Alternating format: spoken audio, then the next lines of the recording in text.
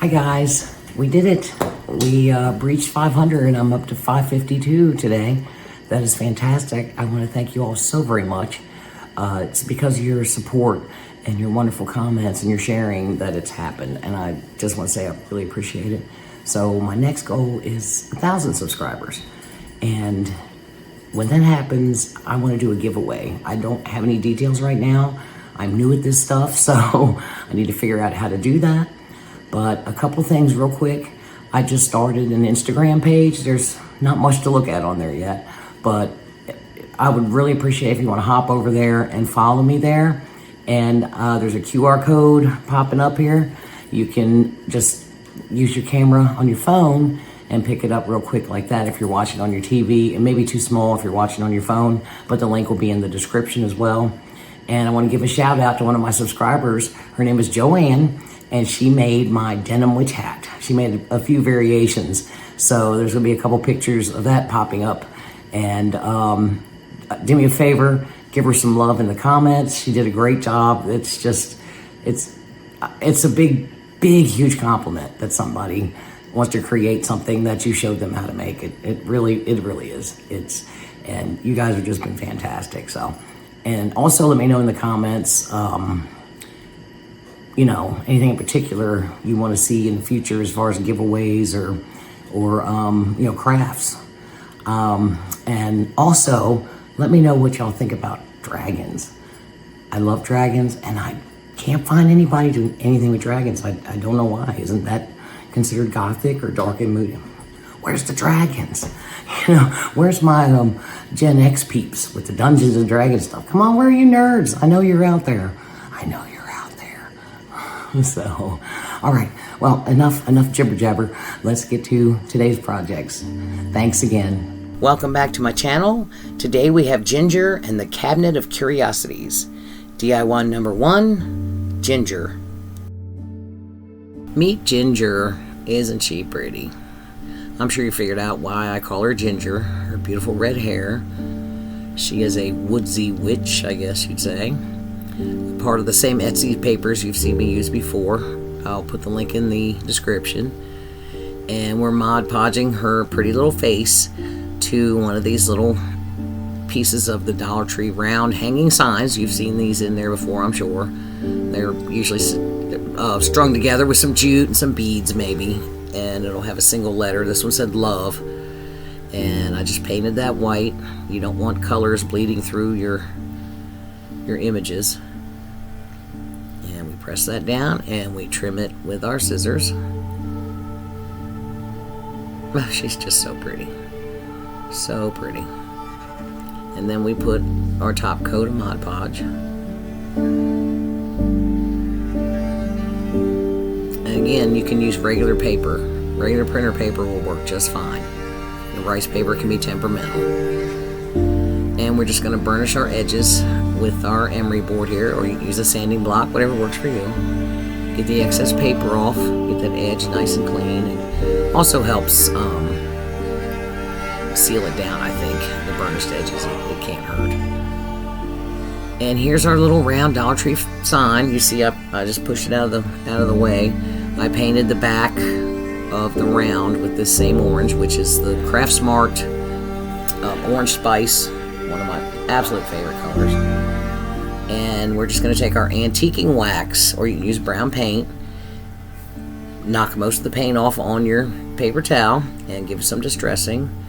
And I'm not going to do the back yet because we're going to have some gluing to do. Oh, look at that pretty face. She's so pretty. She's so pretty.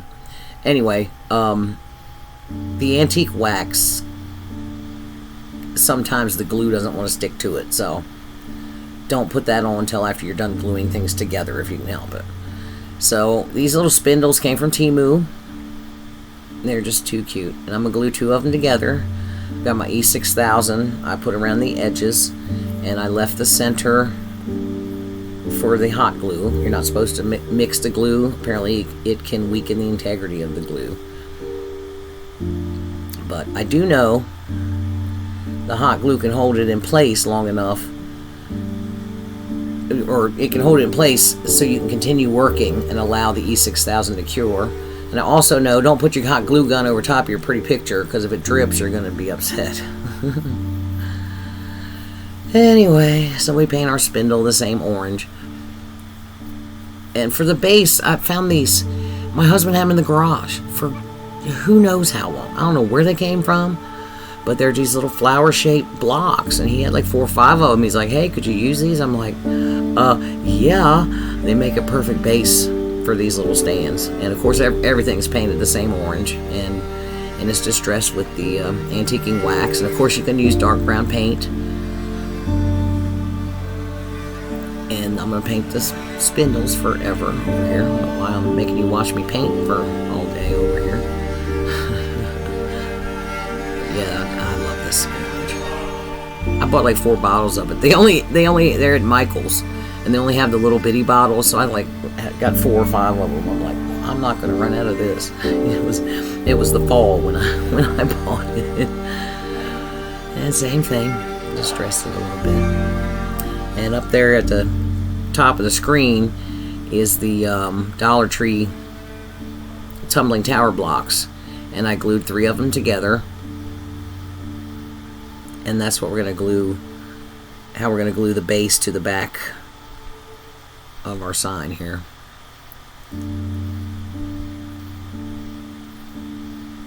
Oh, add some more. Oh my god, everybody wants to watch me paint. Sorry about that. I should have trimmed it up a little bit more. I'm having some editing issues today. I think I'm tired. I don't know what I'm doing. Anyway, here we go. I guess we could get a Snickers. We're going to be here a minute.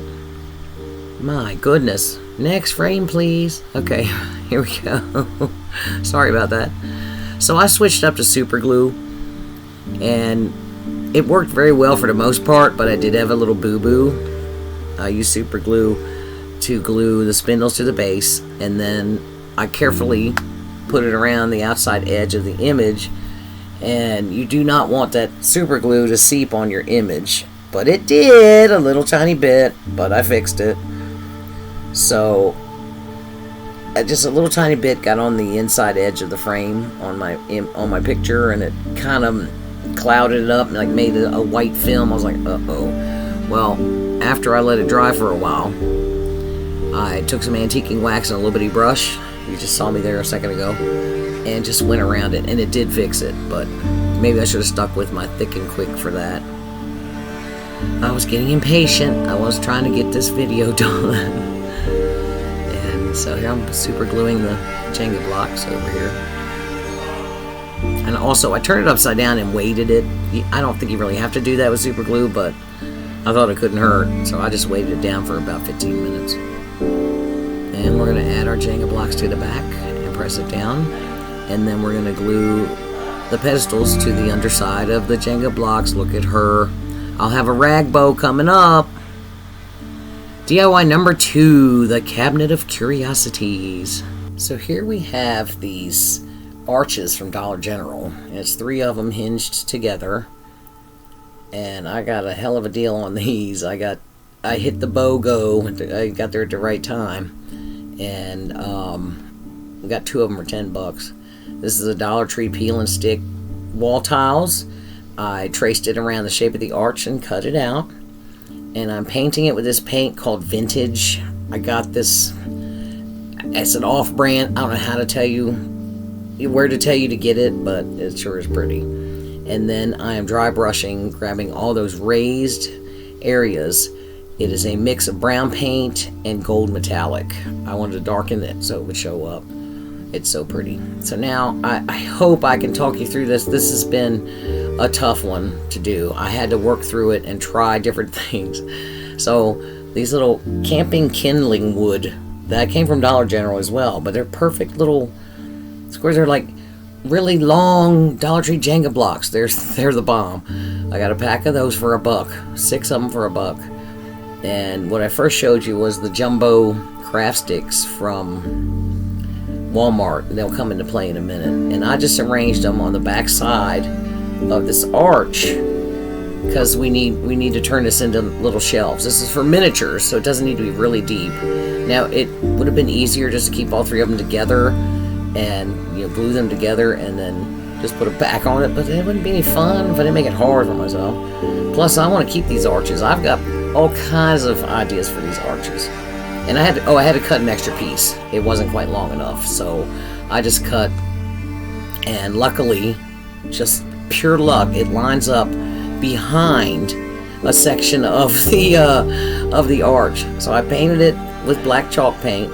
The one that I've got the blocks laying on, that's just the other piece where I was laying them out, so I know where to put them. And we're going to...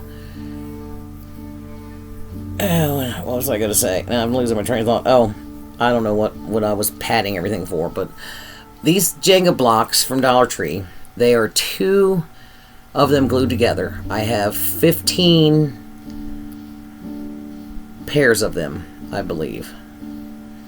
So I think it was about 30 of them I used. Or 30 of them I glued together. I don't think I used every one of them, but make sure you have at least 30 of them. And across the bottom there, I have them stacked, 2 of them stacked, but then I glue them together on the end. Not all 4 stacks, 2 stacks glued together and the other 2 stacks glued together. You'll see it, there'll be a better visual of it. And you see I painted all the Jenga blocks black, and this is just a piece of poster board that I'm gluing this tile to, and this is my Thick and Quick. That's my favorite glue of all time. And it's got all those raised areas, so there's all little on the back, there's all these little dents, if you will. So make sure the glue goes where it's going to make contact. And now hopefully you can find black poster board or something better, some balsa wood or whatever you want to use. This was white and I painted it with black chalk paint, and it came out fine, but it's kind of a pain. This whole thing was a pain. It kicked my butt all up and down this place. It was 2 days of fighting with it before I glued anything, before I figured out where everything went. So I'm hoping I'm helping you out here with something, because it really was worth it. It turned out so nice. I don't know why I'm showing you the sticks from Dollar General again. Because why not, right? So you see what I've got that I'm placing on there is the Jenga blocks. It's 4 of them total. Just, 2 of them stacked and then glued together, but they're separate, and you want them to be flush with where the shelf is going to be. So you want them flush with the top of the opening there. I hope that makes sense. Anyway, I'm sure you understand. If it's a shelf, you don't want there to be a big hump where it sits lower in the back than in the front. And then this is one of those kindlings. I don't know what. It's kind of odd. Isn't that twigs? I don't know. But I'm like, oh my God, I could use the heck out of these. So, and they turned out to just fit behind this wood. And the 2 on the outside, I didn't have to fool with. The 2 I put across the other direction, I did have to trim off just a tiny bit, not even a ½ inch, just a tiny, tiny bit, so they would fit. And now it's got that curved shape, the rounded corners, and I just made sure I didn't bring that down too low. I want to try to keep that shape, and we're just gonna lay everything out. Like I said, I must have done this 6 times before I figured out. I didn't want, how they say measure twice, cut once, arrange 6 times, glue once, right? Oh my God. And another thing, I went through and took that bluish grayish color I used that I painted the tile with, and I did a light distress on everything. Don't do that. Once I glued it all together, the distressing, not only did it not match with each other, because I had done the arch as well, not only did it not match up, it highlighted where the seams are, where the gaps are, where things are glued together. I'm like, oh no. Once I had it glued, then I just went back and painted it again with the black chalk paint. So no big deal. But if you do decide to make this or something like it, where you're piecing things together, don't do your distressing. At least don't do it first. And with the, when I just painted it black, black hides everything, and it looked, it was like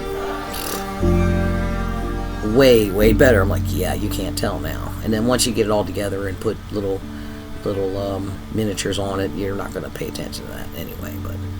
But these arches just, oh my God, I saw them and I'm like, oh hell yeah, I've got to have me some of those.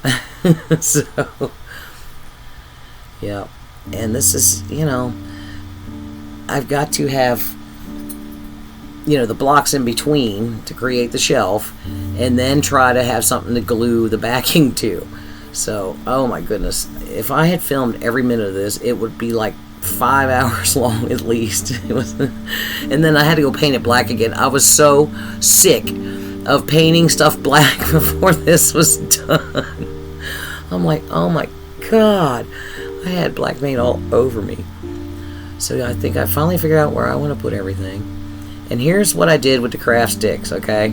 I took the other 2 arches and had them closed. I took the jumbo craft sticks and I boiled them for, I don't know, 20 minutes maybe. And while they were still wet and hot, I just towel dried them, patted them dry real quick, and then I clamped them to the top of the arch on both sides and let it dry out for probably 6 or 8 hours, or you can do it overnight. I did it in the morning, so I let them dry all day, and it was evening before I took them off, because they're, you want them to glue down. This is gonna be kind of like a roof. There, you see what I'm doing here. And then I had to take those and paint them black too. Oh my goodness. All right, so I robbed this black lace off of an old nightgown, and it was that satin, and it was all picked and pilled and everything else. So I cut the lace out of it and threw it away. So anyway, so here I've used the tight bond, and I put that over top of the lace, just on the 2 top pieces. And I don't want to glue any more of the lace down yet, because I'm going to need the space in between to clamp those the craft sticks in place once I glue them. So now I'm using a combination of the tight bond and super glue here, and like I said, I was doing different glues, different things. This was a chore. I mean, I had fun doing it. I was laughing at myself the whole time, going, oh my God, why'd you just do that? Now you got to take that off and fix it. Now you got to paint that black. So I glued down the two side pieces and clamped them. And here we go. You see where I've got it clamped. And then I glued down the bottom pieces and clamped them. And I let that dry overnight. Just left it alone. So now I'm gonna do, this is the next day, I'm using my Gorilla Clear Grip and the hot glue, and this actually turned out to work better. And we're gonna put the Gorilla Glue, and we're just going to do the hot glue in between where the Gorilla Glue is, and get those in place. These are the 2 that I was telling you I had to trim down a little bit. They go in the opposite direction here. So we press that down, hold it for a little while. That hot glue will grab, and you can continue working while the Gorilla Glue sets up. And then I've got 2 more stacks of 2 of the Jenga blocks going in between there. Now there is gaps between, but that doesn't bother me. Gaps between the little shelves doesn't bother me a bit. So here we're going to add our now shaped giant popsicle stick, and I added the Gorilla Glue to the front edge, to the edge of the actual arch, and I'm adding hot glue to the Jenga blocks. And I've got it laying on the table face up, because you want that back to be flush with the rest of the back. You can hang it on the wall, you're gonna have a problem if you don't. And we clamped it. We just did the first few inches of it and got that clamped. Now I'm taking a popsicle stick and getting more of the Gorilla Glue under there, and then we clamp it all the way down, let it dry for several hours. Okay, now, I had my camera in my hand to try to show you better where everything is placed, the rest of the Jenga blocks and the lace. There's some pieces of popsicle stick, tacky glue under the lace and on the top of the lace. And then I was so afraid you couldn't really see exactly where they ended up being glued to the back, so these arrows will give you an idea a little better. Sorry about that. That was kind of shaky there, but hopefully you got the idea. Anyway, But yeah, once you get that lace glue down with tacky glue, and then a couple of the blocks overlap it. So now I redid my my distress on the front, because I only want it on the front now. I explained that earlier. And now I'm adding this little spider before I glue on the backing. So I've got a piece of fishing line and a little tiny piece of blue painter's tape, and I stick the tape on the fishing line and mash the tape into the glue. I put the glue on the back there and mash the tape into the glue. Now I have a real tiny piece of tape on the other end of the fishing line, little glue on the back of my spider, and we press that tape into the back. And then of course we have to paint the blue tape black. Some more black paint. Oh my goodness.